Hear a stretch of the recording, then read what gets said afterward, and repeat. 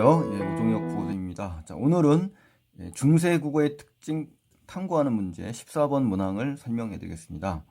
자, 14번 문제를 보시면요. 보기를 바탕으로 중세 국어의 특징을 탐구한 내용으로 적절하지 않은 것을 골라라. 이렇게 되어 있네요. 중세 국어입니다. 중세 국어. 자, 여기서는 이제 석보상절이라는 그 원문이 나온 거고요. 밑에는 현대어 풀이가 나왔습니다. 그래서 이런 문제가 만약에 나올 때는요. 내용 문제가 아니기 때문에 해석은 굳이 하지 않으셔도 되고요. 밑에 나온 현대어 풀이를 주목해서 보시는 것이 좋습니다. 그래서 여기 보시면 밑줄 쳐 있는 거 있잖아요. 이렇게 해서 이렇게 짝을 지으셔가지고 바로바로 이렇게 보는 것이 현명한 방법이죠. 이렇게 그렇죠? 이렇게 해서 동그라미를 친 부분만 비교해서 짝을 찾아서 보시면 됩니다.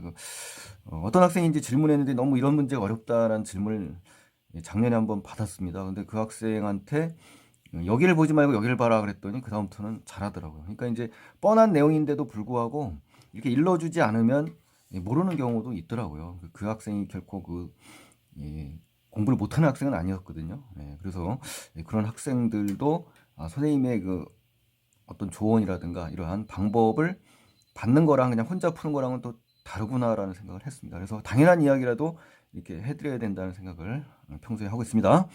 자, 그래서 이제 현대어 풀이를 주목해서 보셔라 라는 말을 하고 싶습니다. 그래서 1번에 보시면요. 끄기를 보니 이렇게 돼 있지 않습니까? 그러니까 이제 현대 국어와는 다르게 초성에 어두자원군이 쓰였다라는 겁니다. 그래서 어두자원군이 뭐냐면요. 그러니까 용어를 알아셔야죠. 어두자원군. 그렇죠? 그래서 어두라는 건요. 단어의 첫 머리를 얘기하는 겁니다. 그렇죠? 그리고 자음이라는 것은 자음 아시죠? 모음 자음할 때 그 자음이 무리를 이루고 있다는 거예요. 무리라는 거는 최소한 2개 이상이라는 거거든요. 2개에서 3개. 그것이 바로 어두자원군입니다. 그래서 여러분이 그냥 막연하게 외우지 마시고요. 단어의 의미를 한번 생각해 보세요. 단어의 머리다. 머리의 첫소리에 자음이 무리를 지어서 있다. 그렇게 해서 생각하시면 암기하거나 뭐 굳이 잊어버렸다라고 할 필요가 없지 않습니까? 그래서 초성에 어두자원군 비읍 시옷 기억이 쓰였기 때문에 단어의 첫머리 즉 어두에 둘 또는 그 이상의 자음이 쓰여서 이걸 어두자원군이라고 한다. 그래서 하병병서의 표기 방법인 거죠. 그래서 이 하병병서의 그 세 계열이 있는데 어두자원군 시옷 계통의 2개, 그다음에 비읍 계통의 2개, 그다음에 비읍 지읒, 비읍 티읒, 비읍 시옷 기억, 비읍 시옷 디귿 이렇게 어두자원군이 이렇게 세 계열로 있으니까요. 참고하시면 좋겠습니다. 자, 2번에 보시면은 이제 따니말, 자체랄 이렇게 돼 있거든요. 중세국어에서도 이제 앞말의 받침, 앞말이라는 건요. 따님할 때 따님이 되는 것이죠. 앞말이 뭔지 모르시는 건 설마 아니겠죠? 그러니까 따님할 때 이 따님, 그렇죠? 자체할 때 자체, 요거 이제 앞말이 되는 거고요. 그 밑에 을과 랄은 뒷말이 되는 겁니다. 그래서 앞말이라는 것은 이제 우리 단어를 생각하시면 되는 거예요. 단어. 그래서 이 조사도 단어지 않습니까? 그래서 조사도 단어이기 때문에 그렇게 뒷말이 조사가 되는 거예요. 그래서 따님을 할 때, 따님 할 때, 그죠? 이 현대어로 보라고 했지 않습니까? 제가. 그래서 따님 할 때, 요 따님과 을이 있잖아요. 그래서 여기서 보시면은 중세구에서는 따님말 해가지고 연음이 됐단 말입니다. 그래서 요걸 볼 때 앞에 받침이 미음이 있을 때 을이 왔다라는 거죠. 그리고 자치를 할 때 모음이 왔을 때는 르이 왔다는 겁니다. 그렇죠? 여기서도 마찬가지로 미음이 있는 경우에 알이 왔고 받침이 없는 경우에는 랄이 왔다는 거죠. 그래서 중세국어에서도 앞말에 받침이 있느냐 없느냐에 따라 목적격 조사의 형태가 다르다라는 것을 확인할 수가 있는 겁니다. 그래서 따니말 할 때는 목적격 조사 알이 쓰였고 자체를 할 때는 목적격 조사 랄이 쓰였다. 그래서 이렇게 표기를 한다라는 겁니다. 자, 그래서 이제 추가로 이제 설명을 또 드리면요. 이 목적격 조사 랄이 있지 않습니까? 이렇게 목적격 조사 중세 국어의 목적격 조사가 이렇게 있는데요. 앞 음절과의 모음 조화에 따라 또 결정된다는 것까지 추가로 알아두시는 것이 좋습니다. 그래서 현대 국어와 다른 중세 국어의 커다란 특징 중에 하나다. 이렇게 기억을 하셔야 돼요. 그래서 지금 우리 출제된 거는 이제 앞말의 받침 요무에만 나왔지만 사실은 모음 조화까지도 출제될 수 있다라는 것을 확인하셔야 되는 거죠. 그래서 만약에 자음 뒤에 알은 이제 자음 뒤에 오는 건데요. 만약에 이제 이것이 모음이냐 아니면 모음에서 양성이냐 음성이냐에 따라 이렇게 달라진다는 것까지 알아두시면 좋겠습니다. 아셨죠? 그래서 마음을 할 때 이거 음성일 경우에는 음성, 그렇죠? 나라를 할 때 양성일 때 양성, 양성일 때 양성, 그렇죠? 이 뜻을 할 때도 의가 의죠. 그러니까 음성일 때 음성 이런 식으로요. 그렇죠? 이건 현대국어니까 이 앞에 중세국어를 보셔야 돼요. 그다음에 그러니까 노래를 할 때도 역시 요소 잘라야 되겠죠. 여기서 애가 양성이니까 아가 왔다는 겁니다. 그리고 천하랄 할 때 하가 양성이지 않습니까? 랄 할 때도 양성이 되는 겁니다. 그래서 그 다음에 뼈를 할 때 뼈가 음성이죠. 그러니까 의가 음성. 그러니까 음성은 음성끼리, 양성은 양성끼리 이렇게 온다는 거. 양성은 양성끼리 이렇게 기억을 하셔야 됩니다. 아셨죠? 아래 아는 참고로 양성입니다. 그래서 그리고 양성 모음에는 다시 한번 이야기하면은 아와 오 계열이 양성이고요. 어와 우 계열이 음성입니다. 그래서 끼리끼리 모음이 어울려야 된다. 이것이 바로 모음 조화의 표기 방식입니다. 그래서 중세국어에서는요, 모음 조화가 거의 철저하게 지켜졌다는 거, 이거 확인하시면 좋겠습니다. 자, 그럼 이제 3번 선택지를 보실까요? 브리자바랄 보니 현대국어와는 다르죠. 그죠? 그래서 반치음이 쓰였고 순경은 비읍이 쓰였지 않습니까? 현대 어떻습니까? 현대국어와는 다르죠. 이거 쓰지 않잖아요. 표기에 사용되었음을 우리 여기서 확인할 수가 있다. 그렇죠. 그러니까 반치음과 순경은 비읍은 현대국어에는 사용되지 않는 문자고요. 중세국어 음운에는 이거 말고도요. 옛 니은과 아래 아가 추가로 있다는 것까지 참고를 하셨으면 좋겠습니다. 자, 그 다음에 4번 답지를 한번 가보실까요?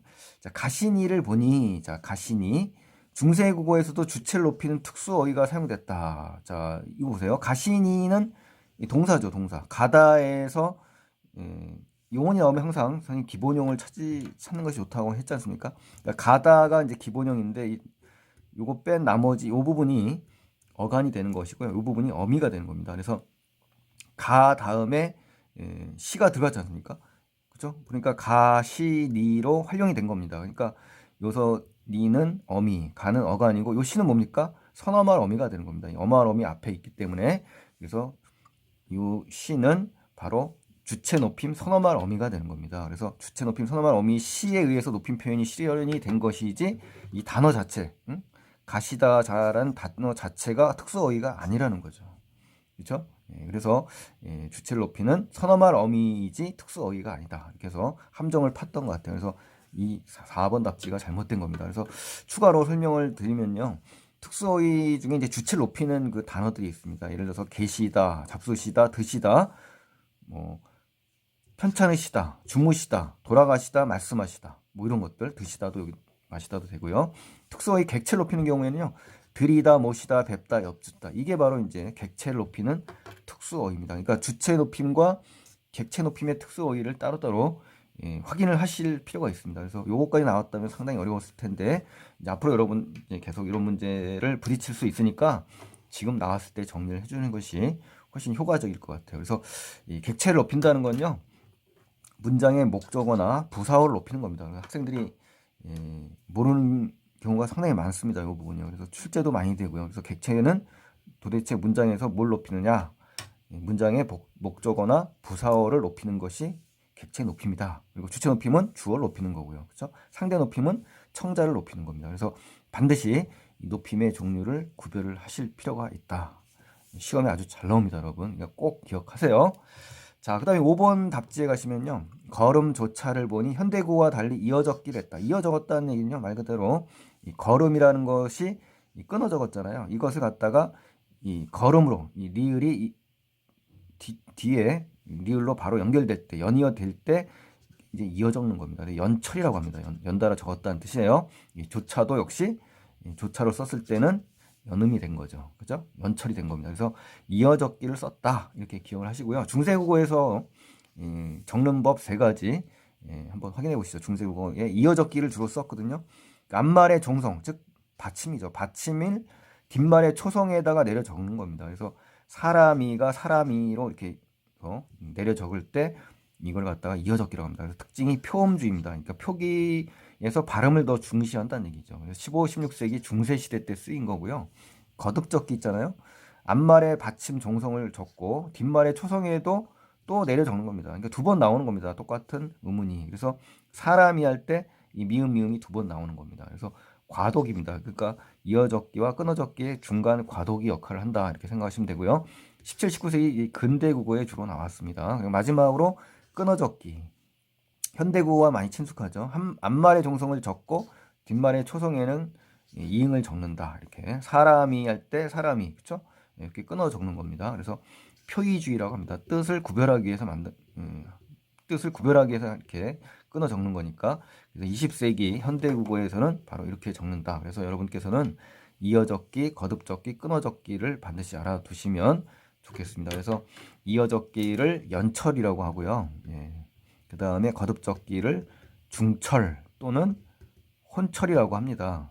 그리고 끊어적기는 분철이라고 합니다. 그래서 이런 용어까지도 정확하게 기억하시면 너무 좋겠습니다. 그래서 오늘 14번 문항을 풀면서 추가로 나올 수 있거나 앞으로 공부의 방향을 잡을 그런 문법적 요소를 부가적으로 설명을 해드렸으니까요.